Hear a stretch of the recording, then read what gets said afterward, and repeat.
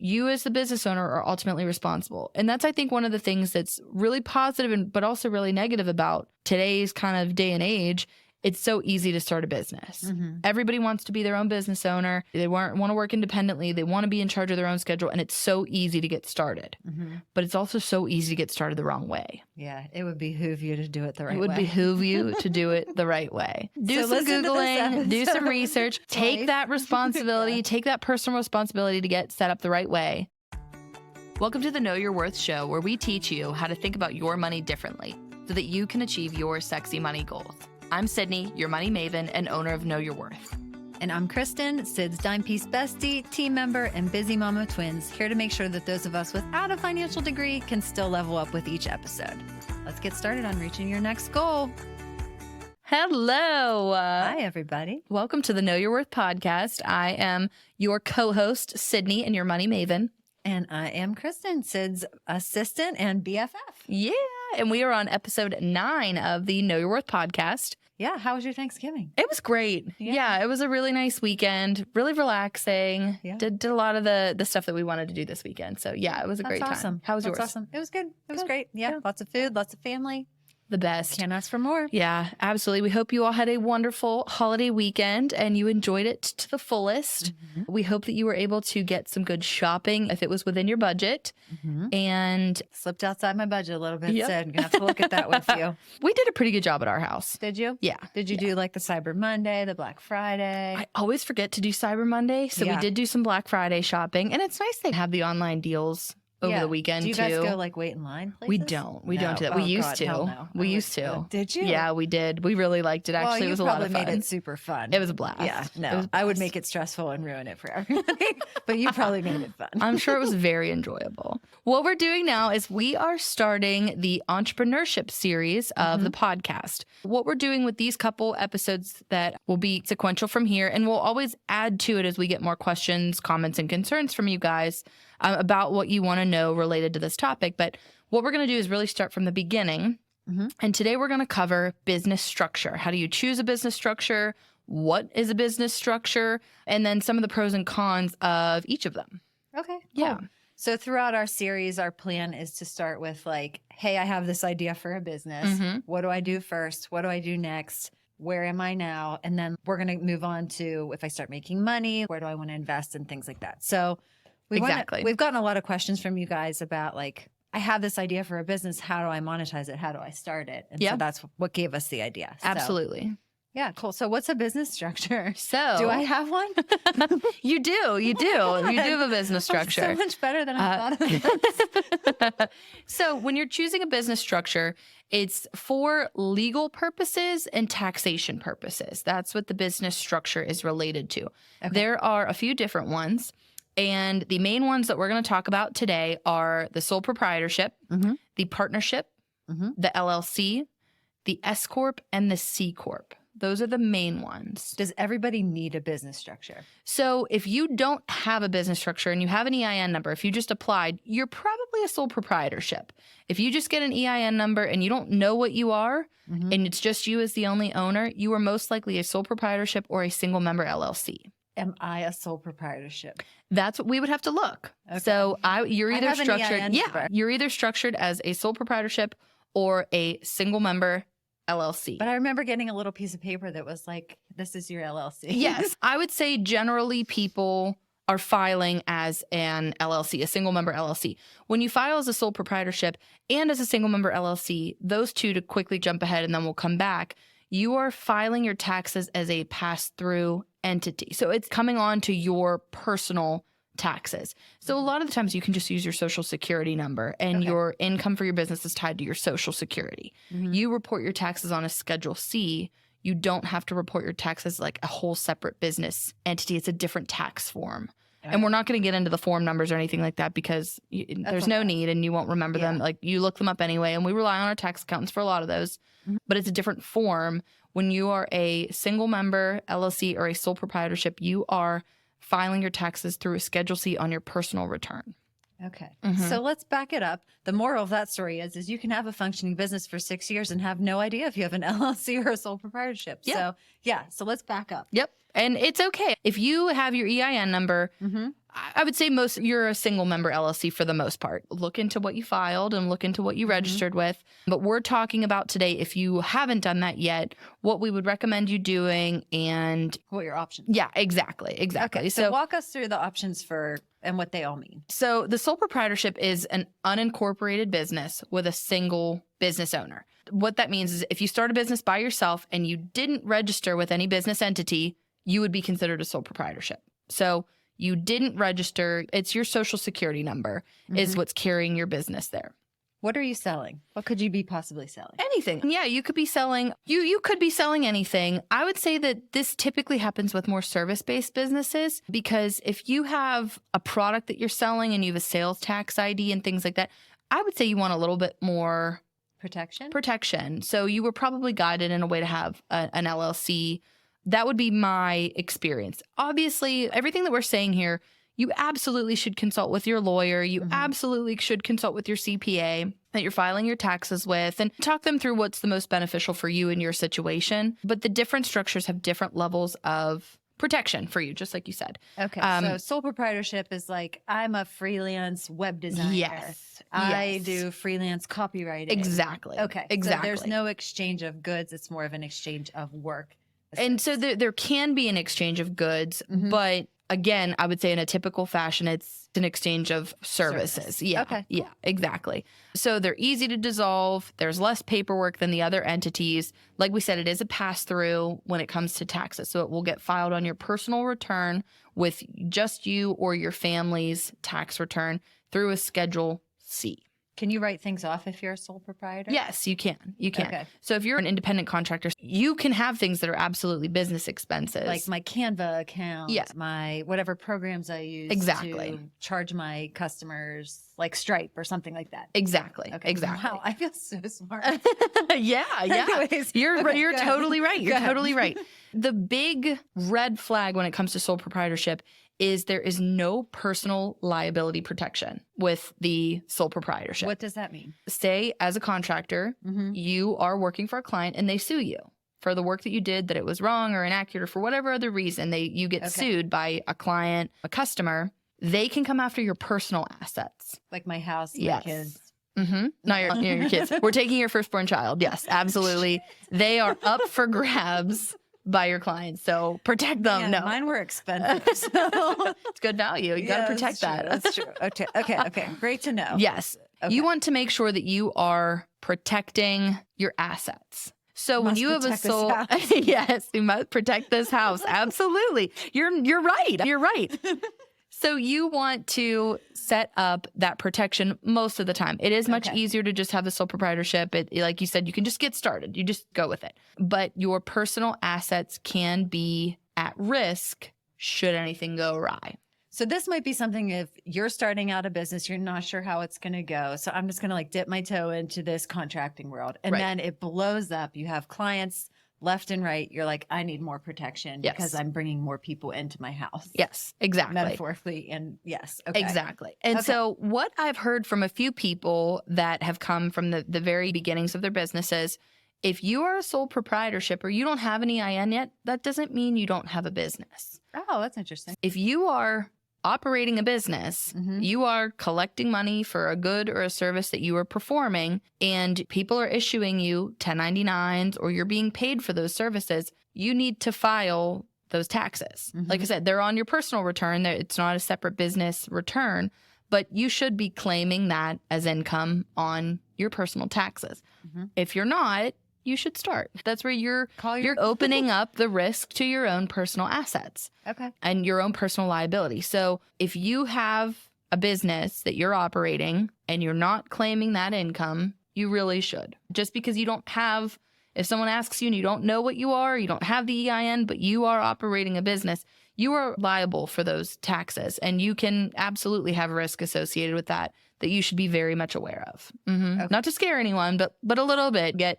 Get going on that. Get your ducks in a row. Listen to the rest of the episode and call your accountant. Exactly. So next up from a sole proprietorship, what's the next step up? The next step up is a partnership. Okay. So the partnership is when two or more people agree to perform these trades in the businesses. They're dividing profits and losses, but they don't incorporate. That's a partnership. Do they have an EIN number? Yes, and no, you can file as a partnership. Okay. But again, if it's you and your friend, you're starting a business, that can be considered a partnership too. You haven't incorporated. Okay. So you don't have that like legal structure. You're paying taxes, but you don't have legal. Yes, and they are pass-through taxes there as well. On each person's personal return? Yes, exactly. God, I'm on fire. Yes. It's all the caffeine. Go ahead. Yes. I'm getting this. I hope you guys are getting it too.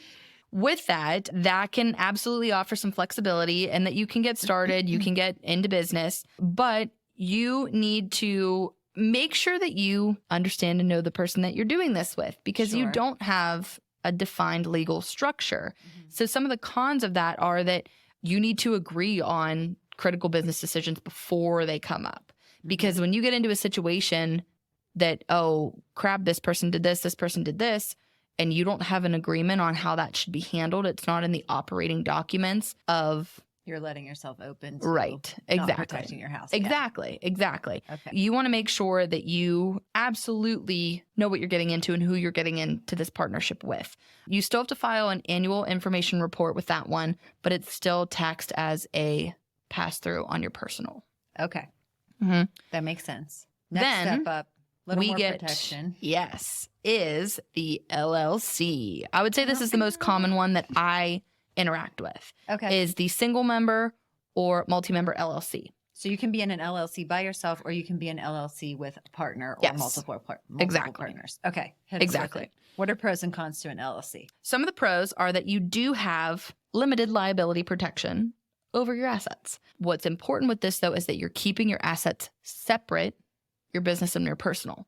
So this is where you want to make sure that you have a separate bank account for your business, and it's underneath your EIN number, and that you have it separated. Because if you have a clear separation of your business assets and your personal assets are not at risk. So 2 questions. With an LLC, you're filing business taxes and personal taxes. So all of your, yes? So yes and no. It can be both. Yeah, you're good. These are really good questions. Okay. So you can be an LLC and file taxes. If you're a single member LLC, you're filing taxes on your Schedule C. So again, it's passed through. It goes onto your personal return. It's filed as a Schedule C.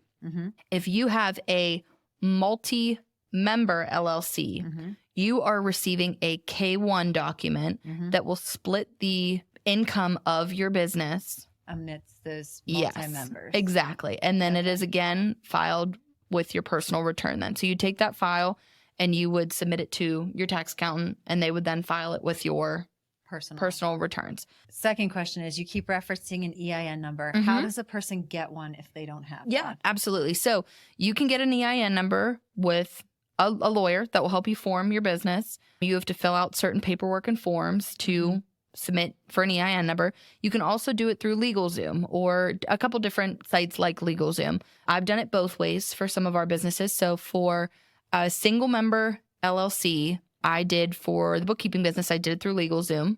Okay. And what was nice about LegalZoom is they have a registered agent service. If I get any paperwork, it goes through LegalZoom and then I get notified. I don't have to put my personal address out there so that someone can't search my LLC and see my home address. It goes through the registered agent service. So LegalZoom offers that. So do a bunch of other sites. Or you can go through a lawyer. So what we did for the Golf Academy, and that's a multi-member LLC with my husband, my brother-in-law, and my sister.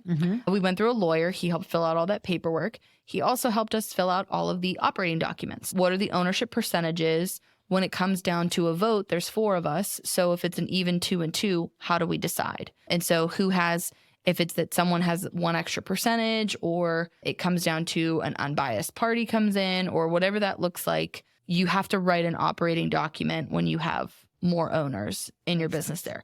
It protects you with that. It helps operate the company so that you know how to proceed in the operations. Like A, B, or C happens. Exactly. Okay, I have a basic question. So you have to have an EIN number to have an LLC? Yes. Do you have to have an EIN number to have a partnership or sole proprietorship? No, you can just start your business. This is like one of those choose your adventure stories. Remember when you were little? Like, if you want the character to do this, turn to page 85. That's what this feels like. Okay, so sole proprietor and partnership, you're just like hit the ground running. Yeah, you might not have an EIN You're just number. like running rogue with your social security number. And then LLC, it's like you're getting a little more serious. Yes. You're getting an EIN number. Congratulations. It's like getting a little ribbon. Yes, exactly. Exactly. Okay. I hope this is helping you guys. I know, really, though. I hope it is too. With that. Okay, so we were talking about the pros. Are there any cons to having? Yeah, and there are some. With the cons of the LLC, it's a little bit higher in the formation costs. It's nothing crazy. It's nothing like $500, like. Yeah, it depends on the state that you're filing in. So you pick the state that you want to file in and pay taxes, and then if it's a state that collects taxes for your business. So a lot of people you'll hear file in Delaware because the taxation in Delaware is much different and much more lenient than in other states, but you have to have an address in that state. So can it be like a PO box? I think, you know what, I'd have to check on that, but I believe it can be a PO. It might need to be a physical address, but I actually don't know the answer to that question. Okay. I just for ease went through Pennsylvania for all of them. I know that I didn't see a need to file in a different state. I'm here. Okay. This is where my business operates out of. So we filed in Pennsylvania. I would say that if you're looking to really gain some additional insight on why you would file in Delaware or in another state like that, I would really consult with your lawyer or your CPA to make sure that you're setting that up appropriately. Okay. There are a couple websites too that will help you with the setup process completely. They'll get you registered on every site. CorpNet is the one that we utilize and we work with. Yeah, they get you registered. They get you set up. They'll get you set up for sales tax collection, for payroll filings. What I would recommend is from the beginning, file with them, and they will then take care of any filings that you need. Interesting. So they're a good one that we work with in our business to make sure that if there's setting up, one of the ones that we went with them first was setting up for nonprofits, because that was new for me when I helped a client set up a nonprofit and I wanted to make sure I had everything appropriate. So we went through CorpNet with them to make sure that it was all set up the right way. Is there an expense with that, obviously? Yes. For the nonprofit that we were just looking to have set up through Pennsylvania, I believe that the CorpNet fee ended up being like $800 in total. That paid all the filing fees. It paid all the processing fees. I think it was $800 for the nonprofit. So it might be different for other entities. We've only used CorpNet for nonprofit filings that I have assisted with. Walk away from CorpNet with your EIN, your LLC, like just in a little pretty package. Like, here you go. Yep. Okay. Yep. That's cool. Sales tax ID. They help with all payroll stuff, all of that. That's awesome. Yeah. Business idea. I know. It's a really good one. So there is resources out there. I would really recommend getting all of your ducks in a row before you go and take the first step with registering on, if you're in Pennsylvania, MyPath, registering here, registering there. Because if you are looking at something like CorpNet, they'll make sure that you have every box checked off. I've had a lot of clients that have started the process on one site and then not finished it on another site. And then they're getting letters in the mail I thought I registered for this, and they didn't. Yeah, and it's because they didn't know all of it. You need to make sure that a part of this you register with your state taxes, your local taxes, federal, all of that, EIN for federal, and then also making sure that you register with the state and making sure that you register with your local. If you have a local business, you need to register with the locality that you're in to make sure that you are registered as a business in that locality. I think a lot of people forget that. Step. Yeah. That's interesting. Who is supposed to tell people to do that? How do they know? There's not a lot of resources out there that bring everything all together. So that's where CorpNet and sites like that are really good, because they really do bring it all together. And you have to pay for that service, but for the peace of mind, knowing that you have everything checked off. You don't get down the road where you're I'm filing my taxes and I have all this money and all of these taxes due. Yeah. And oh wait, you didn't register as a business in your county. Is that Berkheimer? What I get a letter from? Yep. Exactly. And we've had clients that have been they open up another storefront, or they're in this township where the Berkheimers, they're taxing entity, or that they need to be registered. And they get it in the mail and they're like, what is this? And they'll come to me as their bookkeeper. And I'm like, did you register as a business? And they're like, well, no, you didn't do that or didn't do that. And I'm like, no, that's not what I do. That's not, I didn't know that you didn't do that. There are a lot of times alerts, when you go to register for a payroll, say you have employees and you are paying your employees. If you're paying through ADP or Gusto or QuickBooks, you need to enter those ID numbers, because they will remit the taxes for you and file the tax filings for you. But if you don't have that information in there, you'll get alerts. They'll send you alerts like, what's this number? We're not going to pay. What's this number? We're not going to file. And you'll have a countdown on whatever it is that after, if you don't let us know in 30 days, we're not going to continue service because they're now paying employees and you're not collecting the appropriate taxes for it. So you will get alerts if you use some of those sites, but that's for certain. So the moral of the story is if you are moving forward with a legitimate business, Yes. it would, I'm going to use a word that my mom uses. It would behoove you. I was just going to say, you're going to say behoove? Yes. It would behoove She you. always uses that word. And I'm always like, It would behoove why? you. Why, Mom? She doesn't listen to these, but Diana, shout out. Okay, so it would behoove you It would behoove you. have $500 to $1,000 set aside that you can go to CorpNet and be like, I just want to make sure all the boxes are checked off and I am set up legitimately. Mm-hmm. Okay. Mm-hmm. Or have a sit down conversation with someone like you or a CPA or a friend who has a business in the same locality that you do to say, make me a checklist or help me make a checklist of all the things I need to do so I'm not screwed later. Yes, exactly. Okay. Exactly. Cool. Okay. Because I feel like we're both very ADHD. Do you feel like we covered LLCs? I do. I feel like so I'm going to come back to it after we go through the S Corp because there's another note that I want to make sure I touch on for LLC owners when it comes to payroll. I can't believe you knew I was going to say behoove. Anyway. Yeah, whenever you were like, I'm going to say a word, I'm like, it's behoove. It's behoove. You're definitely going to say behoove. Okay. We're like really synced up. Okay. So S Corp. Okay. So an S Corp is the tax classification for a business that has elected pass-through income, losses, deductions, and credits that are also going to go on the shareholder's tax return. So again, who's a shareholder? The shareholder are the owners of the me? business. So yeah, the owner of the business, the shareholder of the business is the one in charge. And not necessarily the one in charge if you have like employees where they have different job titles, but like you are the shareholder of the business. With the S Corp, you're avoiding the double taxation. Okay. What does that mean? Double taxation means that as an LLC, partnership, sole proprietorship, you have to pay self-employment taxes. Okay. You pay whatever tax bracket you're in on the net income of the business. Okay. And your payroll from your business, if you are a single member LLC, a multi-member LLC, an LLC that's paying taxes as a sole proprietorship or a sole proprietorship or partnership, you are paying yourself through owner draws. You can take money out of the business, but it is not considered a business deduction, a taxable deduction when you pay yourself. Mm-hmm. It gets paid through the equity on the balance sheet from, the episode we did a couple weeks ago. Yes, the one that really stretched my brain. So you are paying yourself through your equity, your owner draw. Okay. So you are not reducing your tax liability as your business when you are a sole proprietorship, single member LLC, multi-member LLC, partnership. And the LLC is when you're paying as a sole proprietorship. When you're an LLC, you can elect to be an S Corp, to be taxed as an S Corp, or you can elect to be taxed as a sole proprietorship. So if you are an LLC that is taxed as a sole proprietorship, you're paying yourself through owner's equity. Okay. You're paying yourself through owner draw. Okay. You can take money out of the business whenever you want. It's not reducing your tax liability. Got it. When you are an S Corp or when you are an LLC electing to pay taxes as an S Corp, you are on your company's payroll. So you are paying payroll taxes every time you pay yourself. So you have a salary, and it is a reasonable salary that is set for your industry that you should think about and work with your CPA or your tax accountant on to make sure that it's appropriate. And you can still take distributions, but you are paying yourself payroll. You are on payroll. You are. Okay. So when you are an LLC or a partnership or a sole proprietorship and you're taxed as a sole proprietorship, if you're that LLC, you have to pay a self-employment tax.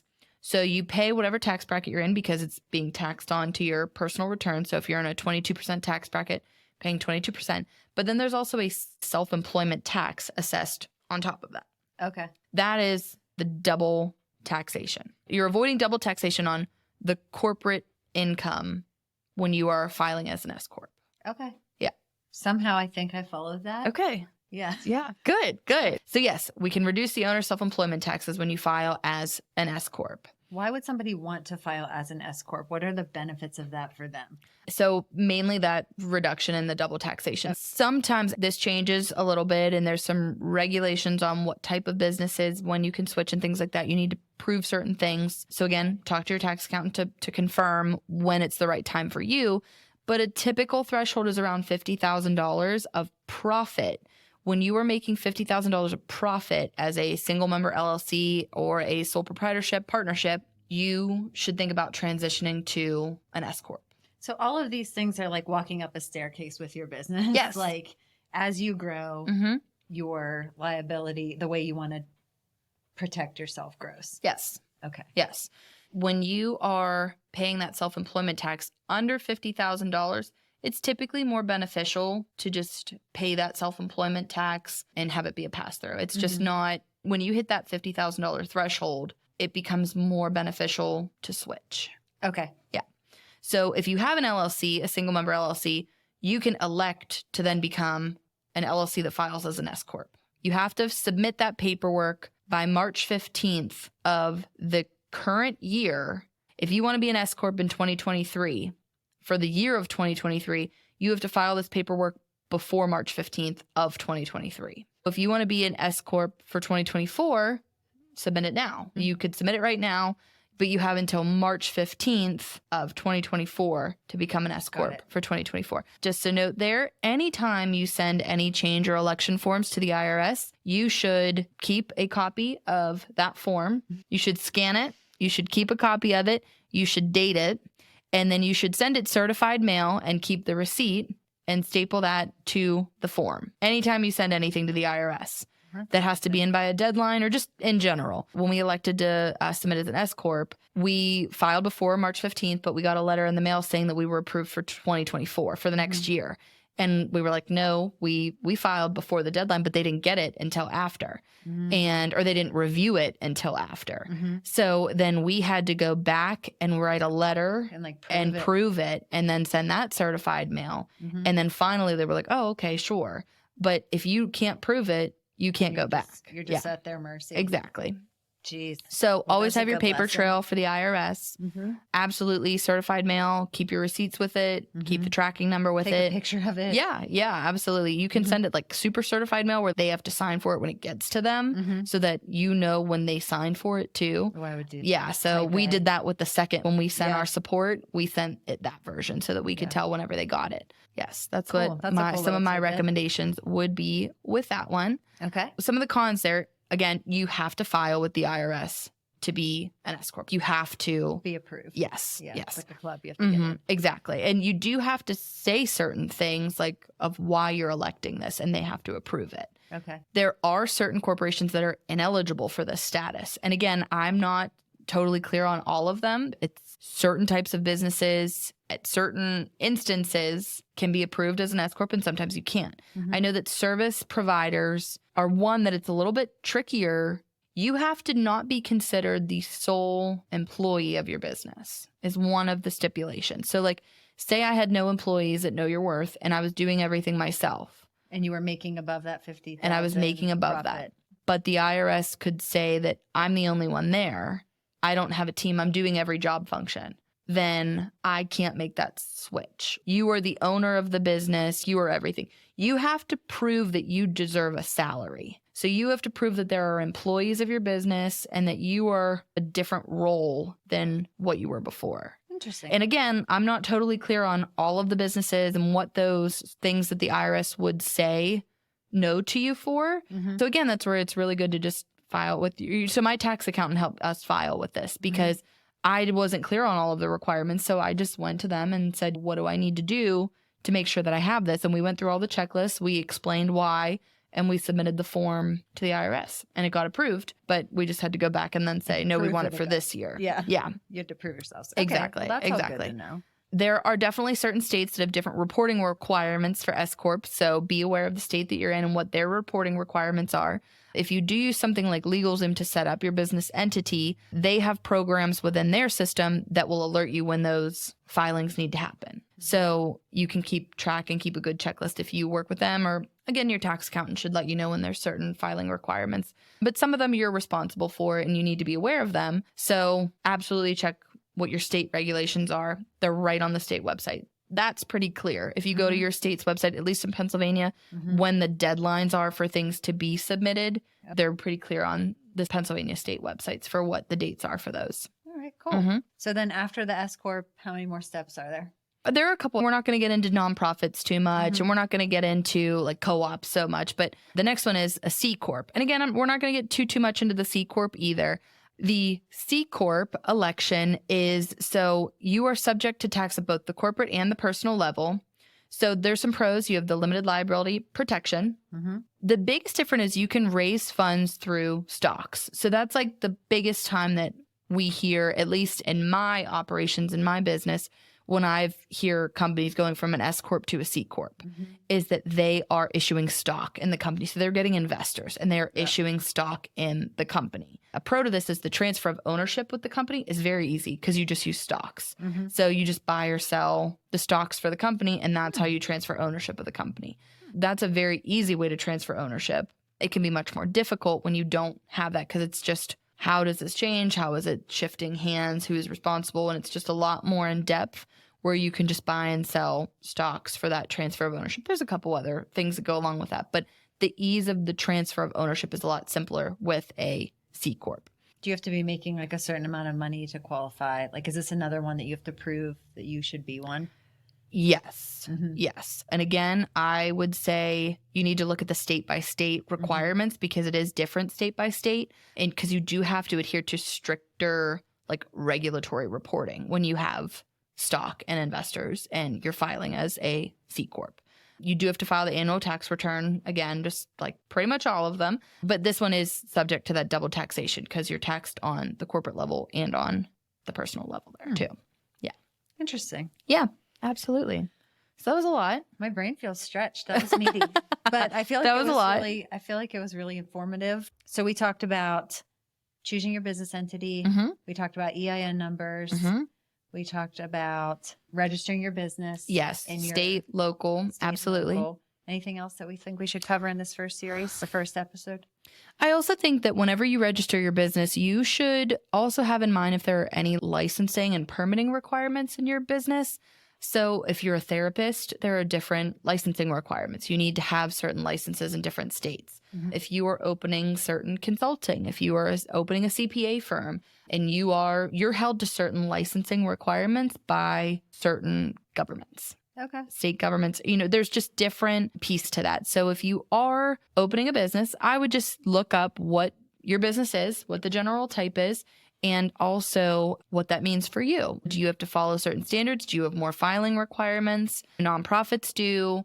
There are there's a lot of different, when it comes to licensing and permitting, there are a couple different segments, a couple different business industries that require more. I would say for the majority of my clients, there's really not. My clients haven't really interacted with a lot of that. So from my perspective, a lot of the clients that we work with don't have really specific licensing and permitting that they have to go through, but it's something you should absolutely be aware of when you're starting your business. It's something that you should look into just to make sure you're registered with the right bodies and that you have the right certifications for it. Yeah.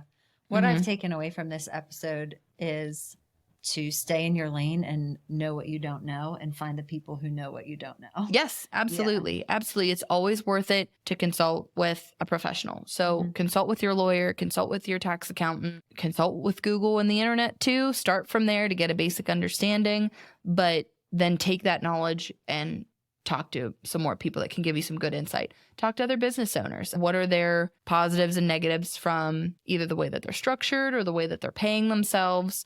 Did they go through a company to register for these? Did they go through a lawyer? Did they fill out the paperwork themselves? And how they got started with some of that. Yeah.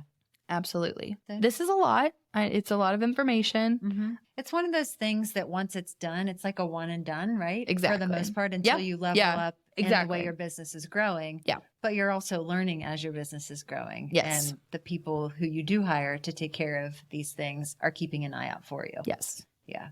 Yeah, exactly. And it's okay to say what you don't know. Yes. I email our accountants. Now that I met you, I email him far less, but I'm sure there are times where he's gotten emails and he wants to beat his head off his desk and just be like, I told you this 1,000 times. But keep asking until you understand. Keep asking until you understand. Absolutely. I mean, you need the information. One of my biggest pet peeves with business owners, and this is personal preference here, personal opinion. One of my biggest pet peeves with business owners is when they don't want to learn what they're required to do. Mm-hmm. So it's okay to not know in the beginning. It's okay. You don't understand what you need to do or what you need to report on and who you're responsible to as a business owner. But you need to know that. You need to know where your weak spots are. And so if you're a business owner that say you're someone that's registered as an LLC, you can have employees when you're registered as an LLC. Even though you might not be on payroll, you can have employees that are. But you need to make sure that you are covered. Are you paying 1099 contractors the right way? Should they be employees? It's up to you to know that. And if you don't know that, you should ask. You should look, because you could be held responsible for that. And so I think it's tough whenever I get business owners that come and they will ask questions and I give them a response, or I give them what the IRS recommends or what their state or locality recommends, and they don't know, if they don't think it's their responsibility. Yeah, that makes sense. Ultimately, it is your responsibility as the business owner to make sure you are set up the right way. You can have other companies help you. You can have your tax accountant help you. You can have your lawyer help you. Unless they are negligent, it's your responsibility to make sure things are correct and that you're filing the right forms and you're filing the right appropriate things. You as the business owner are ultimately responsible. And that's, I think, one of the things that's really positive but also really negative about today's kind of day and age. It's so easy to start a business. Everybody wants to be their own business owner. They want to work independently. They want to be in charge of their own schedule. And it's so easy to get started. But it's also so easy to get started the wrong way. Yeah, it would behoove you to do it the right way. It would behoove you to do it the right way. Do some Googling, do some research, take that responsibility, take that personal responsibility to get set up the right way. Pay who you need to pay to set it up the right way. If you can't do it or don't understand how to, make sure you have a trusted advisor that is there to help you. And you can do it. You can do it. We're rooting for you. Yeah, you can do it. So good luck getting set up. I hope you do. Yeah, follow your dreams. Absolutely. Start the business. Yeah. We encourage everyone to start their own business. Anybody that wants to, you can do it. Starting your own business also protects you if you are doing something on the side, and just start the business. Yeah. Protect yourself, protect your assets. It's just a little bit of an upfront cost to make sure that you have that security too. So it is worth it. Later. Yeah. It is worth it. Cool. So good luck and enjoy, and let us know if you guys need any help. We have a free guide on our website that breaks down each one of these business entities that Sid talked about today. So you can go to knowyourworthpgh.com and grab the business entity startup guide. Absolutely. It is there for you, for all of your reading pleasure. You'll love it. Enjoy. All right. Bye, guys. See ya. If you found a bit of inspiration in this episode for achieving your sexy money goals, click the subscribe button on your favorite podcast app or YouTube so that you never miss an episode.